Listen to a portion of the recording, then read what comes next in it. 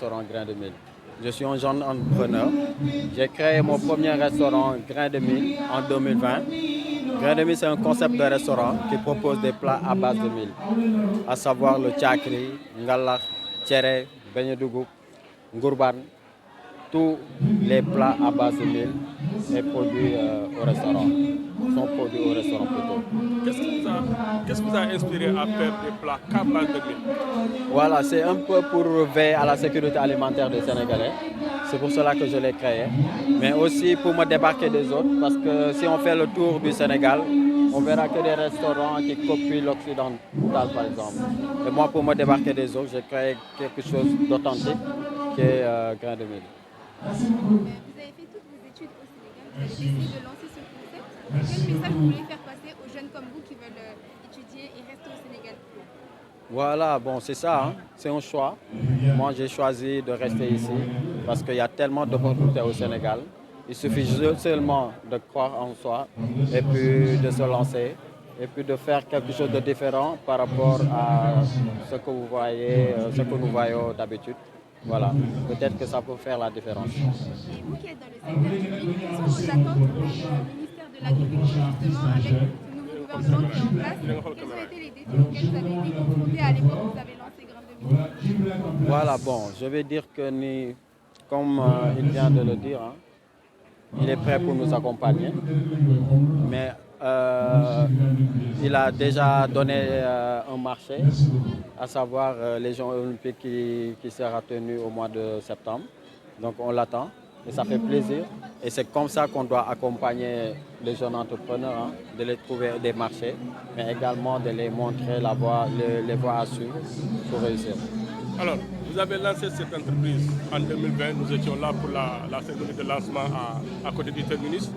Pour vous, qu'est-ce qui a été déterminant dans votre parcours au point où aujourd'hui vous organisez un autre événement ici similaire?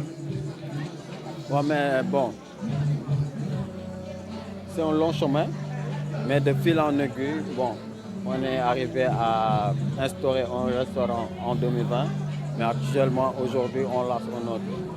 Donc, il n'y a pas de secret, c'est seulement le travail et voilà, c'est ce qui nous a permis de réaliser ces restaurants. Si vous avez un conseil à lancer aux jeunes entrepreneurs, ce serait quoi? Ouais, bon, l'entrepreneuriat, vous savez, c'est pas quelque chose de facile. Donc il faut juste croire en soi et puis se dire qu'il y a des hauts et des bas. Parce qu'il y a des moments, hein, les ventes vont chuter, c'est clair. Mais il y a aussi, si tu es là, tu boostes ton projet et tout, ça peut revenir à la normale. Est-ce que ça a été difficile de faire accepter d'aller au restaurant pour manger des plats à base de mil qu'on consomme à la maison avec C'est les pas, parents? je sais Est-ce pas que ça a été comment. compliqué de commercialiser le mil de cette manière-là? Ben, c'est compliqué. Parce qu'il y a tellement de Sénégalais, ils aiment les plats occidentaux. Donc, ce n'est pas du tout facile de pouvoir les motiver à rejoindre les plats à base de mil. Mais quand même, par la grâce de Dieu, avec la communication, avec aussi la communication de bouche à oreille, voilà, on a fait le tour, hein, de Dakar, du Sénégal, et puis voilà, les clients sont satisfaits de nos produits. Donc, alhamdulillah. Et est-ce qu'avec ce nouveau restaurant, il y aura des nouveautés par rapport à celui de Liberté 5? Oui, parce que tous les plats sont revisités. Par exemple, à Liberté 5, on s'était limité juste à certains produits comme le tchakri, le ngala, l'art, beignet dougou et tchéré. Mais là, avec ce nouveau restaurant, on a créé beaucoup de plats à base de mil, par exemple. Ça fait partie de nos propres créations, hein. Il y aura aussi des plats qui vont nous rejoindre, comme le lard santal, par exemple, le sombi citron, le sombi, le fondé Dakar, Cameroun.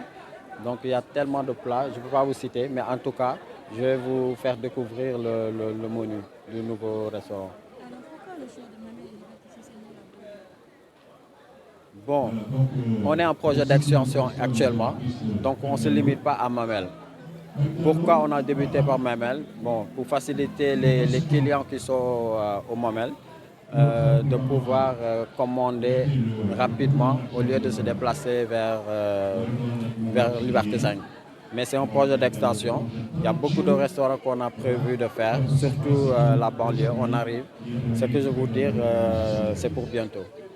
Le ministre vous a lancé un défi. Il dit qu'il veut vous voir dans toutes les régions du Sénégal, dans tous les départements. Qu'est-ce que vous en pensez? Bon, comme je dis, hein, c'est un rêve pour moi.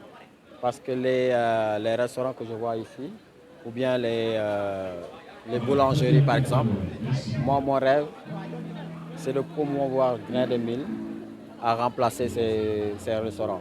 Pourquoi? Parce que Grain de Mil, tout le menu c'est à base de mil. Et vous savez que le mil a une qualité réputée par sa qualité nutritionnelle. Et puis c'est bon pour la santé. Et alors que certaines boulangeries par exemple qui produisent le pain, vous savez que le pain on le fait avec le blé. Et le blé, ça contient du gluten. Et le mil, ça peut limiter par exemple le risque de diabète ou l'hypertension. Donc c'est un rêve pour moi d'instaurer Grain de Mil partout au Sénégal. Voilà. Donc votre ambition c'est de nourrir le Sénégal. Exactement. Et veiller surtout à la sécurité alimentaire des Sénégalais.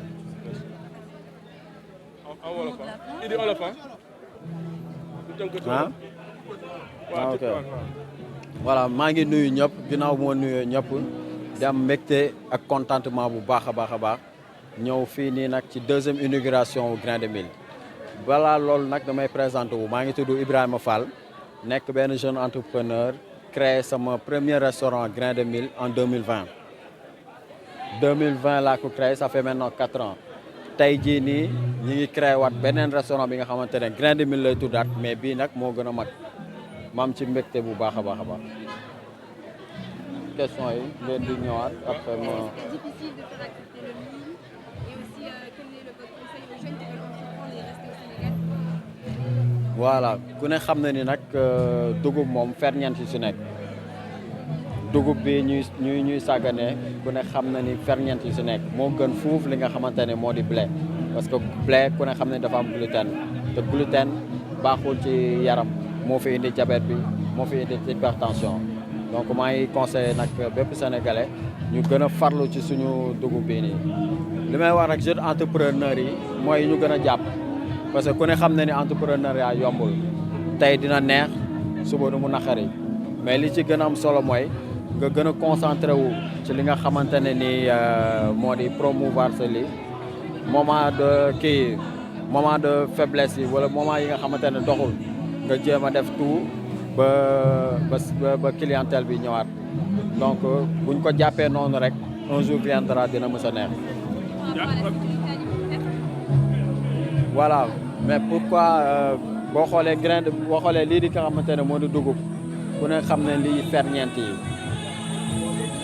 dugub am na vitamine dugub dina topp sa wér-gu-yaram ku ko weddi demal suñu maam yi nga xamante ne ñoo nekk fi nga xamante ne moo di ci région yi ñooñu gën a dëgër ñooñu gën a am force lan moo ko wane dugub bi ñuy lekk foofu la ñuy gën a consommer li nga xamante ne moo di dugub donc tey bu ma ko jëlee def ko tey ji restaurant loolu pour veiller bu baax ci li nga xamante ne mooy wér-gu-yaramu sénégalais yi moo tax ma def ko. comme ni nga ko waxee 2020 nga lancé sa premier restaurant Liberté 5 tey 2025 yaa ngi lancé beneen bi pour yow ci lan ngeen basé wu pour mën a egg ci résultat boobu. waaw liggéey rek la liggéey la gëm sa bopp aussi comme li may wax très souvent rek nit ki boo lancé benn concept da nga war a am ay projet wala nga ne wala ay défi nga ne man kat dans 2 ans wala dans 4 ans fii laa ko bëgg yóbbu comme tey jii def nañ Grain de Mil bi man pour man dans 2 ans wala dans 5 ans war naa fi mën a wëraat tuuru Dakar avant may ñëw ci région yi incha allah. ministre bi tamit lancé na la défi nee na daf la bëgg a gis ci région yëpp ak département Sénégal yëpp est-ce que yaa ngi préparé pour loolu. waaw mais loolu rêve la déjà ci man parce que bu ma sañoon comme ni may gisee yenn structures yi nga xamante ne ñoo nekk sur le pain les boulangeries par exemple ni ma ko gisee Dakar noonu laa bëggee di gis Grain de Mil parce que lan xam naa ni moo gëm suñu wërgu yaram moo gën aussi lépp lu ñuy lekk ci wàllum petit déjeuner parce que boo xoolee ni pain bi ñuy lekk ku ne xam na ni baaxul ci wér-gu-yaram parce que dafa am gluten mais tey bu ñu remplacé woon pain yooyu def ko ay fondé def ko ay beignet dugub je pense que nit ñi non seulement dinañ gën a gudd fan dinañ wér mais aussi voilà dinañ ci gën a gis ay résultats yu baax. alors nga organiser lu mel nii kilifa bu ngànk sa domaine bi ñëw muy ministre bi mu ne la dimanche prochain dina fi am lu mu fi organisé dina fi invité ay nit ñu ñëw ndekkee fii mu ne la Sénégal mi ngi xaar organisation 6500 personnes mu ne da ngay bokk ci loolu défi boobu naka ngay préparé pour relever ko.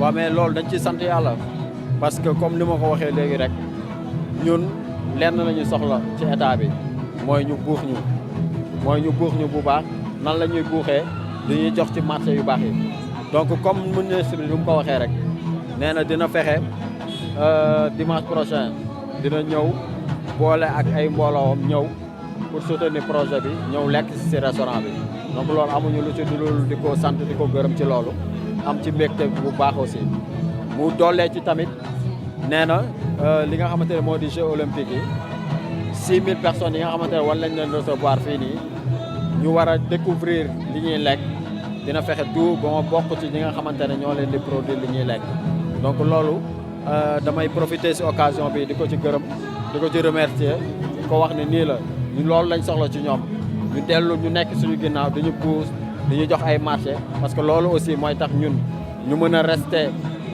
ci entrepreneuriat bi mais aussi di créer gën a yeneen emploi réew mi di gën a naat affaire bi di gën a def param pourquoi parce que ku ne xam na ni dugub jéggaaniwul dara c'est toute une chaîne de valeur lépp fii la dugub bi day laal ki nga xamante ne moo di bay dugub bi day laal ki nga xamante ne moo di produire laal kiy consommer laal ki fay liggéey donc c'est toute une chaîne de valeur donc bu ñëwee gis li dugal ci loxoom comme ni mu ci dugalee loxoom ah gàcce ngalaama franchement di ko nuyu di ko gërëm bu baax a baax waaw